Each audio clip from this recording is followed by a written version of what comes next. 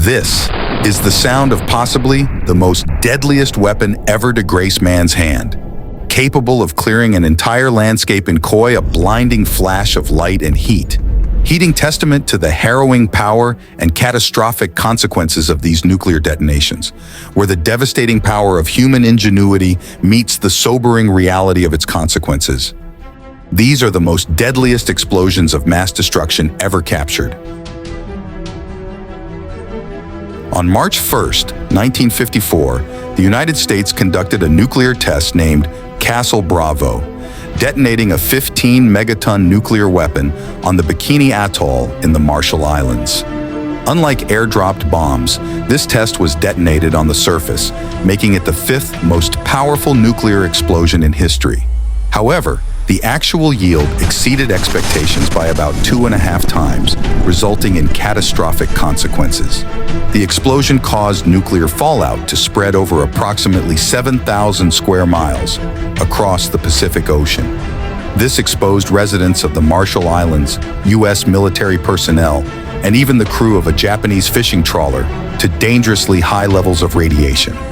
As a result, some residents had to be evacuated, and the people of the Marshall Islands experienced an elevated rate of cancer. The Castle Bravo test and its devastating aftermath sparked global outrage and protests against nuclear bomb testing. In the following years, the U.S. government provided compensation to affected island residents. Additionally, retired U.S. military personnel filed a lawsuit against the government in 1984, alleging that the dangers of radiation exposure had been downplayed.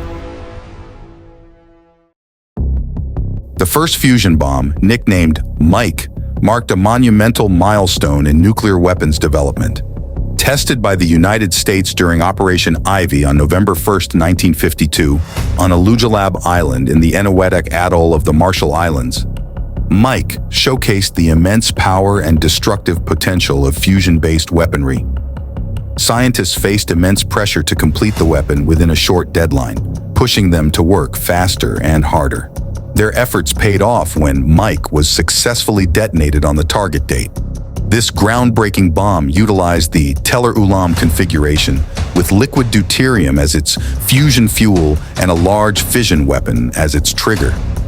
However, Mike was strictly an experimental prototype design and not a deliverable weapon due to its colossal size and weight. Standing over 20 feet high and weighing at least 140,000 pounds, with an additional 24,000 pounds from its refrigeration equipment, it was impractical for deployment from even the largest aircraft. The explosion of Mike yielded a staggering 10.4 megatons of energy, over 450 times the power of the bomb dropped on Nagasaki during World War II.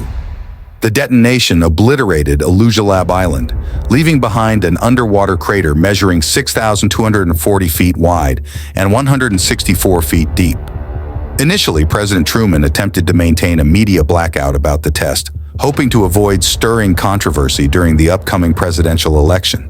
However, by January 7, 1953, hints and speculations about the development of the hydrogen bomb had already begun to emerge in the press, prompting Truman to announce the breakthrough to the world. This revelation heralded a new era of nuclear proliferation and geopolitical tensions, as nations raced to develop and stockpile ever more powerful and destructive weapons.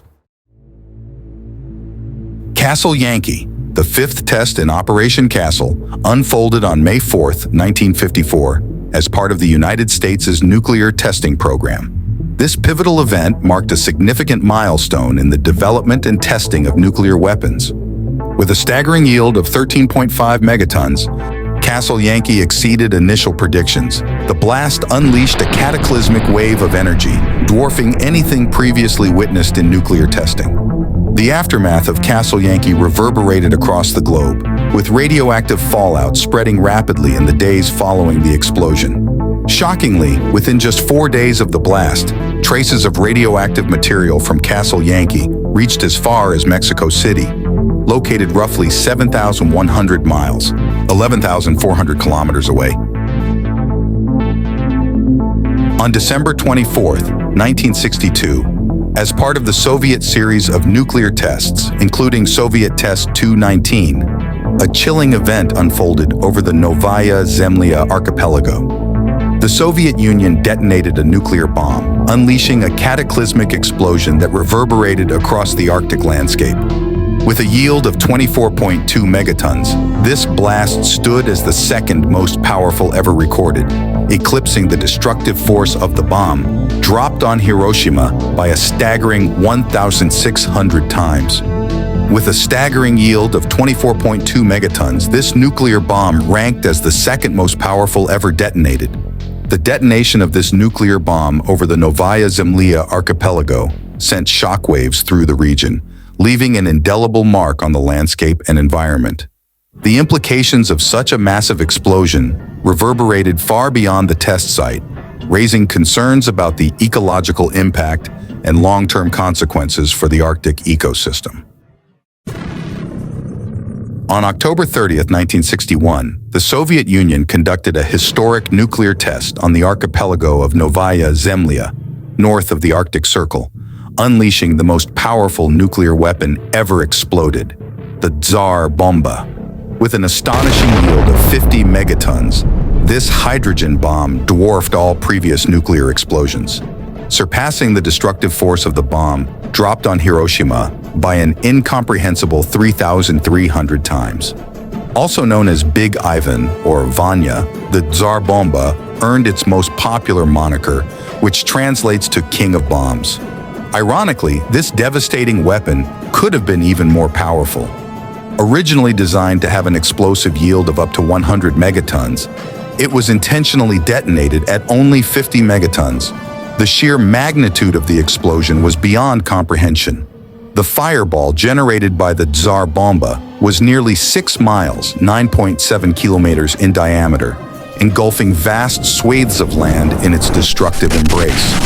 To put this into perspective, the fireball was large enough to encompass the entire urban cores of major cities, such as Washington, San Francisco, or all of Midtown and downtown Manhattan.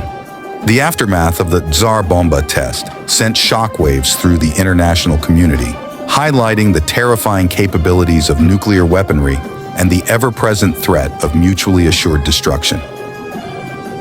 These destructions are catastrophic, and their grim aftermath serves as an eerie chapter in history's annals, a haunting reminder of humanity's capacity for self-destruction. As we grapple with the fallout, let us forge a future where the horrors of nuclear warfare remain firmly confined to the shadows of our past.